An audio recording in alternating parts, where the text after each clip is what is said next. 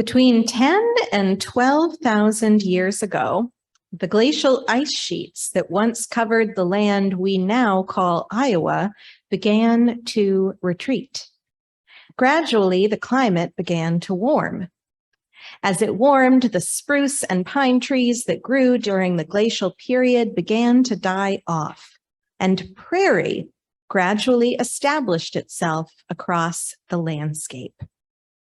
A prairie is an interdependent ecosystem comprised of grasses and flowering plants, animals that make the prairie land their habitat, and rich, nutrient-dense soil formed in part by fires frequently sweeping across the terrain. A prairie's living mass exists primarily below ground, with deep, intricate root systems extending far below the surface. When a fire sweeps across a prairie, the grasses and flowering plants above ground are burned, but the root system remains unharmed. This dead material feeds the soil, and the deep root system grows new vegetation. Prairies, unlike any other ecosystem, intimately know the intricate balance between life and death. The fire kills and cleanses what is above ground so that new life may grow in its place. Over thousands of years, the continuous cycle of life and death on the prairie created the rich black soils of Iowa that today grow crops that feed the world. Now, only 1% of Iowa's landscape is comprised of prairie land.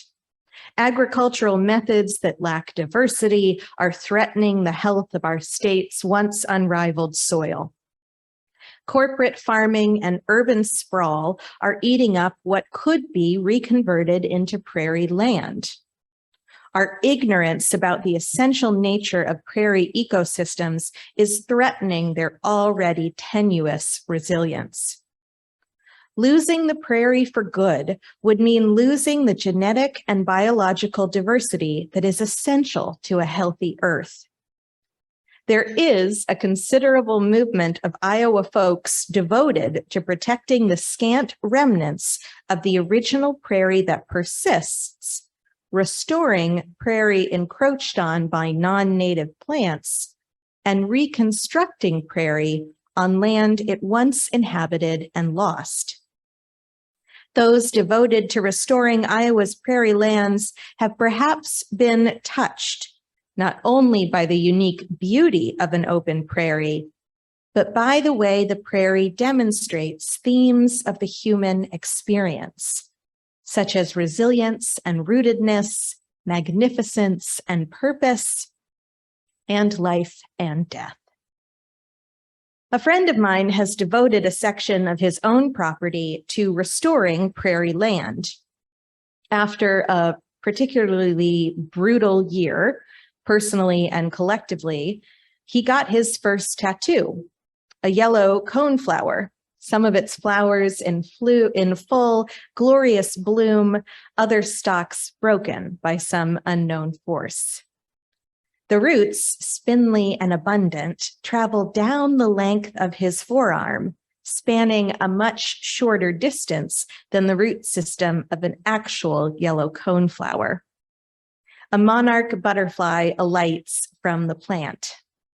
The roots of a yellow coneflower, like the rest of the flora found growing in prairies, extend feet and feet below the surface. And its flowers, even if damaged or broken, continue to flower and grow, even if they are connected by only the thinnest membrane of a stem. I'm thinking about prairie land this morning because our theme for this church year is new growth from deep roots. Through this theme, we acknowledge the fire we have come through, the challenge of the last 2.5 years, and the way it has transformed our community. Perhaps now we have a clearer vision of the after we have so long been journeying to in the liminal space that followed the before. Perhaps now we can nurture the growth we have been hoping for such a long time. New growth from deep roots. Metaphors abound with this theme, and its evocative imagery inspired us as we sought to articulate what we were envisioning for this year ahead. But I like this image of a prairie, so sacred to this land we call home. I have always been comforted by the cycles of life and death, the way circumstances come and go from our lives, offering an opportunity for resurrection or rebirth. Every death is a birth. Every ending is a new beginning, a chance for something new to emerge. New growth from deep roots. Homage to the fact of the strength of this beloved community, which has persisted over a period of tremendous uncertainties, fear and risks, before and after, life and death. Celebration for what we can build now, as we have stuck together throughout unknowns, pivoting our focus to what we can continue to build. Recently, I read the book, Finding Your People, Building Deep Community in a Lonely World by Jenny Allen. I have this sort of bad habit of reading books by evangelical authors whose theologies I often take issue with in an effort to soak in the spiritual resources I'm seeking. I'm looking to both be moved and prepared to be annoyed. Allen's book checked all those boxes. I'm not entirely clear on her theology, and even a deep dive of the website where she advertises her women's group curriculum doesn't really provide a clear explanation of exactly what it is she believes, and that in itself makes me suspicious. I know that she has a conviction that Jesus Christ died to save sinners and that God is a capital He, him. Whatever. I'm skeptical of Allen's positions. I'm concerned she hasn't done significant work unpacking her own internalized privilege and white supremacy, and I'm suspicious she believes some hateful things about trans people. But her book, Find Your People, makes some good points, admittedly, and I'll be carrying them ahead in this year. Allen and I agree that individualistic American culture is harming us all deeply.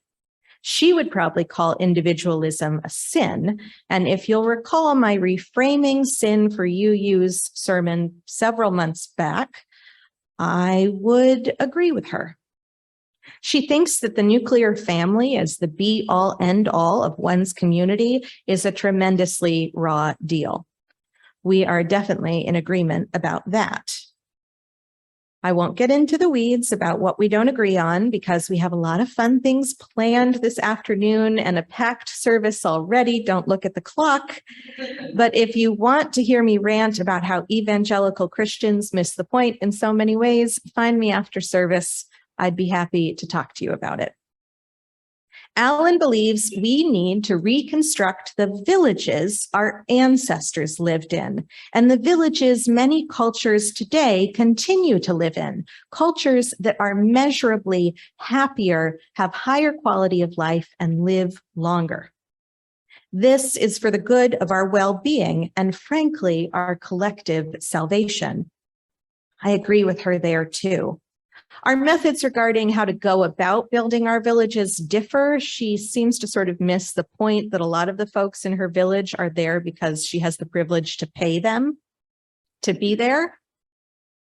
Except for one, we both agree that the place where the village is built is the church. Churches, synagogues, mosques, and other spiritual gathering places are the last truly intergenerational communities in our culture today. At church, families and kids, couples, single people, elderly folks, Gen Xers. I'm mentioning you specifically because everybody forgets you exist. Yep. And young adults gather together for the purposes of spiritual growth and fellowship. Our covenant begins. We gather together in the spirit of love. This place exists for the purpose of loving one another and loving this place. As it is, we do an excellent job caring for our church, the building, and its mission. But imagine how much stronger this church could be if we cared for one another as well as we care for it. What if we transformed the interconnected web beyond our walls for the purposes of supporting and caring for one another in our day-to-day lives? Imagine the new growth our deep roots could nourish if we gave up some of our independence and refocused on interdependence. Mutual dependence is the core of the village, and the village is the key to our collective salvation. Now, some of you are likely pushing back at me right now. You are probably thinking, we do care for each other very well, and you're not wrong. We do love each other well. But I wouldn't be surprised if some of that pesky individualism dominates your internal monologue most of the time. You likely spend a lot more time helping others than you do allowing them to help you. This year, I'd like to suggest you try 2 things. Consider them spiritual practices. First, when you're struggling with something, be it a persistent, gloomy mood, uncertainty about your present or future circumstances, or a broken refrigerator you've needed to haul to the dump for ages, call someone from this community for help. Al has a truck if you have a fridge. Call someone for help. Ask if you could talk for a while, or if they'd like to get together right then for a cup of coffee. Reach out and make connections. Allow this beloved community to truly become the village our spirits are longing for. Second, if someone asks for help, be it a request for volunteers to teach RE, some weeding in the pollinator garden, or a listening ear during a difficult time, say yes. Say yes and show up. Be the active member of the village the beloved community needs. You'll find that both allowing yourself to be cared for and caring for this place and those who belong to it fill your heart with equal measure. This year, enjoy the stable feeling of the CVUU's deep roots. Find comfort and celebrate in our continued resilience. And find new ways to nurture new growth, both for yourself and for this community. New growth from deep roots. Today, after the service, we're having a party. We have abundant food and drink, live music from our very own Burning Heretics, and a good old-fashioned UU drum circle, and games for kids and adults alike. This kickoff party was organized by our membership and marketing committee, inspired by a desire to simply be together, having fun. I hope that today is the continued beginning of a trend where we regularly gather simply for the sake of good fellowship. And I hope this year you'll refer often to our yearly theme.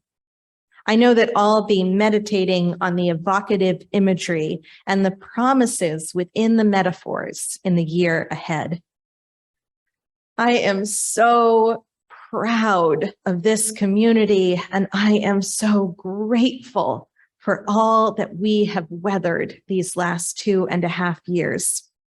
And I am so excited to see what we can grow. May it be so, because we make it so. Amen and blessed be.